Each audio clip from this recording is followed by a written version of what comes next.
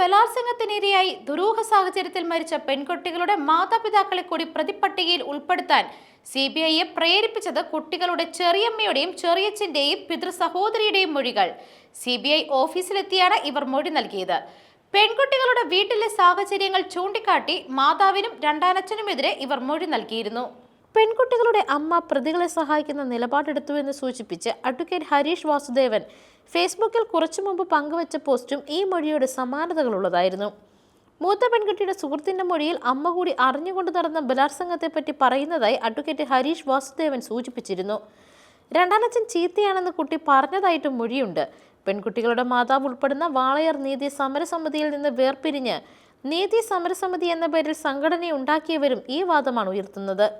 കുട്ടികളുടെ ദുരവസ്ഥ മനസ്സിലാക്കിയ അധ്യാപകർ വിദ്യാലയത്തിലേക്ക് വിളിച്ചപ്പോൾ മാതാവ് പോയിരുന്നോ, പിന്നീട് കുട്ടികളെ മാതാവ് വീട്ടിൽ സംരക്ഷിച്ചിരുന്നോ എന്നീ സംശയങ്ങളാണ് അവർ ഉന്നയിച്ചത്. അമ്മയെ നുണപരിശോധനയ്ക്ക് വിധേയമാക്കണമെന്നാവശ്യപ്പെട്ടതും ഈ സംഘടനയാണ്. അതേസമയം വാളയാർ കേസ് CBI അട്ടിമറിച്ചുവെന്ന് മരിച്ച പെൺകുട്ടികളുടെ അമ്മ പ്രതികരിച്ചു. മാതാപിതാക്കളായ തങ്ങളെയും പ്രതി ചേർത്ത നടപടി നിയമപരമായി നേരിടുമെന്നും അവർ പറഞ്ഞു. CBIക്ക് യഥാർത്ഥ പ്രതികളെ കണ്ടെത്താൻ സാധിക്കാത്തതിനാലാണ് തങ്ങളെ പ്രതിയാക്കി കുറ്റപത്രം നൽകിയിരിക്കുന്നത്.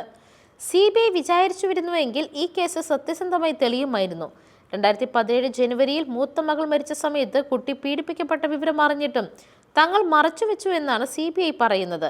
അന്ന് ആ വിവരം അറിഞ്ഞിരുന്നുവെങ്കിൽ ഇപ്പോൾ ഇങ്ങനെ പ്രതികരിക്കേണ്ട ഗതികേട് എനിക്കുണ്ടാകുകയില്ലായിരുന്നുവെന്ന് അമ്മ പറഞ്ഞു. പോസ്റ്റ്മോർട്ടം റിപ്പോർട്ടിലൂടെയാണ് കുട്ടികൾ പീഡനത്തിനിരയായ വിവരം അറിയുന്നത്. മൂത്ത മകളുടെ മരണശേഷം പോസ്റ്റ്മോർട്ടം റിപ്പോർട്ടിനായി പലതവണ സ്റ്റേഷനിൽ കയറിയിറങ്ങി. ഓരോ കാരണങ്ങൾ പറഞ്ഞ് അന്ന് മടക്കി അയച്ചു.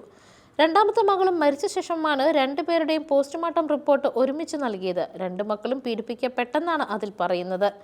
ഈ കേസ് ഒരിക്കലും തെളിയിക്കാൻ പാടില്ല എന്നാണ് CBIയുടെ ആവശ്യം. അതിനാലാണ് അവസാന ഘട്ടത്തിൽ അച്ഛനെയും അമ്മേനെയും പ്രതി ചേർത്ത നാടകവുമായി CBI ഇറങ്ങിയിരിക്കുന്നത് എന്നും യഥാർത്ഥ പ്രതികളിലേക്ക് എത്താൻ അവർ ശ്രമിച്ചില്ല, മകളെ കൊന്ന് കെട്ടിത്തൂക്കിയതാണ്, അവരെ കൊന്നതാണെന്ന് ഈ ലോകത്തോട് പറയണം, ഞങ്ങൾ കുറ്റവാളികളല്ല എന്ന് തെളിയിക്കണം, നിയമപോരാട്ടം തുടരുമെന്നും അവർ പറഞ്ഞു.